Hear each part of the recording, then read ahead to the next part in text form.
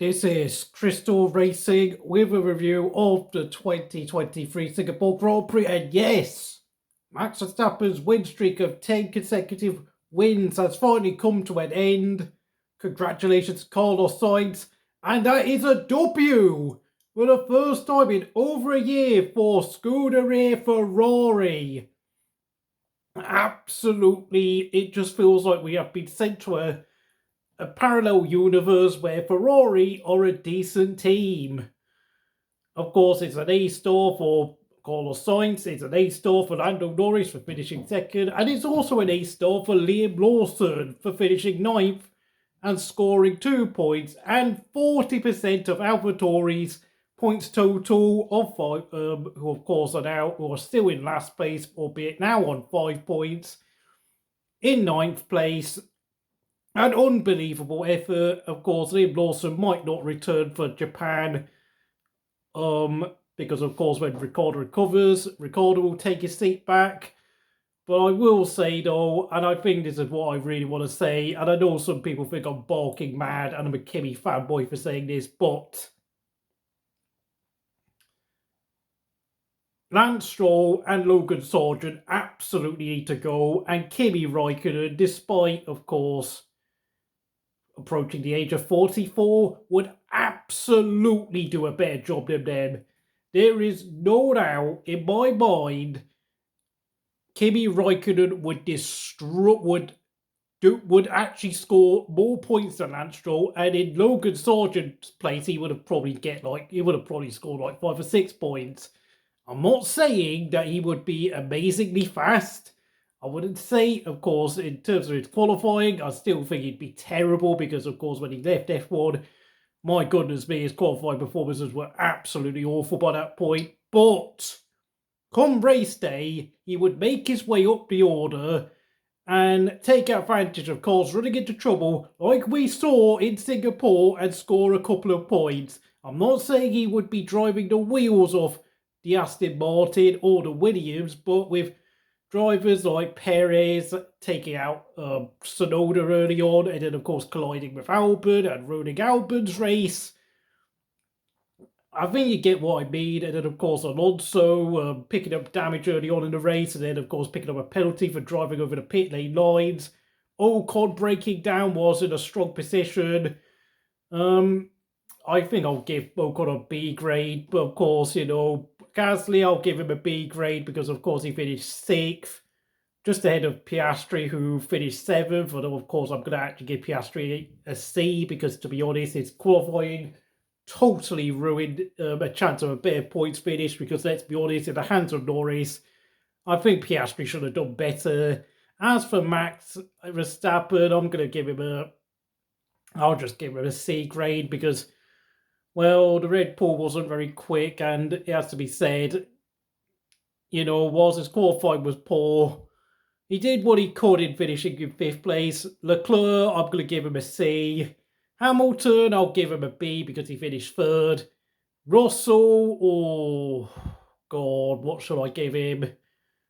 I'll give him I don't know, I've got to give him a C, haven't I? He totally binned it on the last lap, that's just criminal.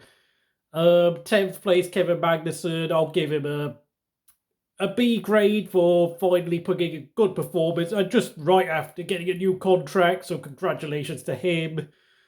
As for the rest of the field, well, it's really hard to grade, but Bottas, I think, definitely deserves an E grade, just nowhere to be seen.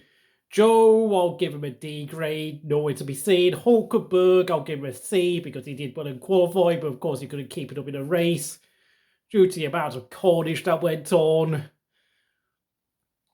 Tsunoda, I'm not going to grade him, but he did get back, qualified 5 places behind Lawson, so I have to give him I'll give him a D grade, and I have to say Tsunoda's place is seriously on the danger in F1 now. I don't know if he's going to be on the grid next year because, of course, there's rumours that it's going to be Lawson and Daniel Ricciardo at AlphaTauri next year.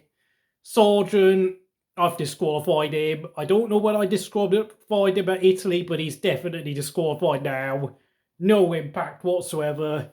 Alonso, I know this is going to be harsh because, of course, he picked up damage early on, but he crossed the pit lane lines at the entry, and then, of course, later on he had a couple of spins, so I'm going to have to give him a D grade. I know it was damage inflicted, but yeah, it was not a fine race for Alonso. Have I missed out anyone else? I'm not sure. I mean, please remind me in the comments below of any drivers I forgot about because a lot happened, if I'm going to be honest.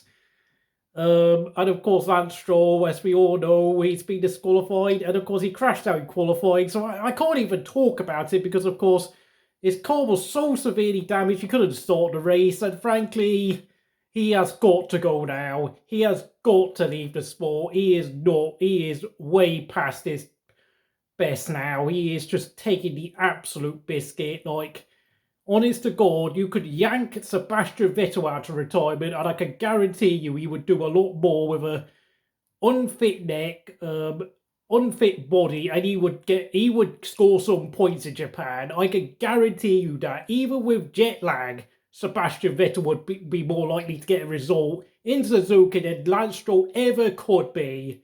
Guaranteed, because that kid, his time is over, and frankly, I think, you know what, for the rest of the season, I'm just going to refer to him as the Canadian number 18 driver, in the same way, of course, how Jacques Villeneuve used to be called John Newhouse on F1 video games, or how he used to be called the Williams number 1 driver, because that's frankly all I do not ever want to mention Lance Stroll's name ever again, because that kid is done. He is finished, and whilst arguably I am being harsh in disqualifying Logan Sargeant, he hasn't shown anything to show himself to be F1 worthy, and he too would be, I would, if I could, put Kimi Raikkonen in that car, because of course, while some would say, give Felipe Drugovich a chance, give Teo Porcher a chance, well, Teo Porcher is a Sauber driver, so of course he can't just go and drive a Williams like that. Whilst unfortunately for Felipe Drugovich, I have to say, I mean, if F1 teams really wanted him to drive for them, he would have done so by now, but I think his chance has gone and come and gone, I beg your pardon. But of course, I think because of that, I think, yeah, Kimi Raikkonen should take Sargent's place because I've had enough. I really have had enough. I've had more than enough. And I think, you know, whilst Singapore is not exactly always known for producing exciting races, I've got to say yesterday's race was easily the best race of the season. But more crucially, it did expose some really poor driving standards, which, of course, you know, in modern F1, with all the runoff areas paved over and tarmacked, finally we got to see the difference between the top drivers and the average drivers. And my word, some of the average drivers on the grid have been well and truly exposed.